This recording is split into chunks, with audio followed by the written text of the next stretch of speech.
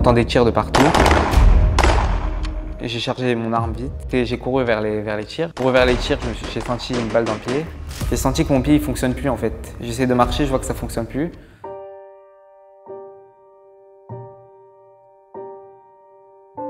Alors moi je m'appelle Ishaï, j'ai 22 ans, j'habite à Netanya. Je suis à l'unité de Netzach Yehuda, une unité religieuse de combattants. Comme tout le monde était mobilisé le 7 octobre, il y avait des rumeurs à la synagogue comme quoi il y avait beaucoup de morts, etc. Je suis parti vite pour voir mon téléphone. Et quand j'ai vu qu'on m'a appelé, direct j'ai pris la voiture de mon beau-frère. En fait, notre mission c'était de remplacer une unité spéciale comme quoi eux ils devaient aller directement à Gaza. Nous on devait garder la zone de Jenin.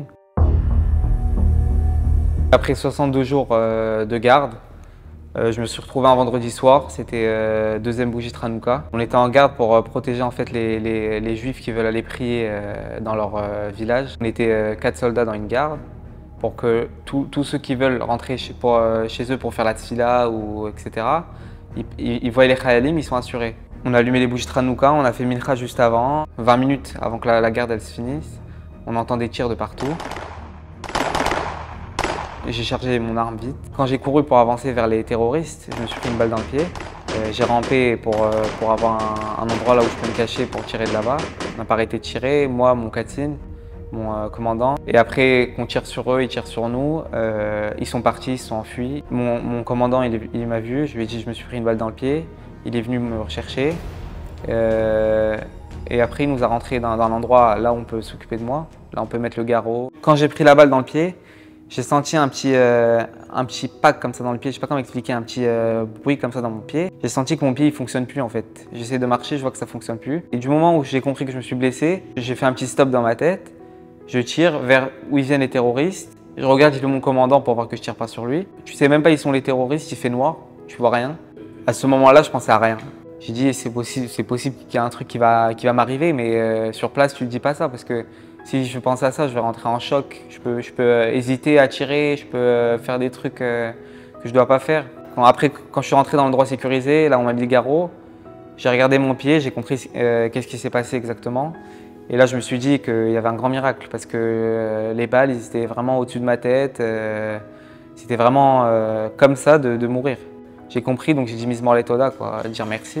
Ouais, j'ai dit Teilim pour remercier Hachem, j'ai dit Mizmor Letoda. Ils se sont occupés de moi, on m'a donné les soins qu'il faut et ils m'ont pris dans l'ambulance. J'ai été transporté à l'hôpital, ils ont vu que la balle elle est rentrée du pied, elle est rentrée d'un côté, elle est sortie de l'autre côté, donc la balle elle est pas dedans. À ce qui paraît, il y a un peu des débris dans mon pied, mais bon, c'est pas un truc très grave, donc ils ne devaient pas opérer.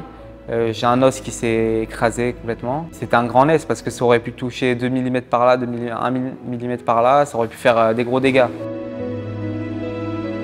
On a reçu un sidour de Torah Box 3-4 semaines avant. Je prie avec tous les jours et tout, Teilim dedans, il y a Mincha, Vitiaton en fait.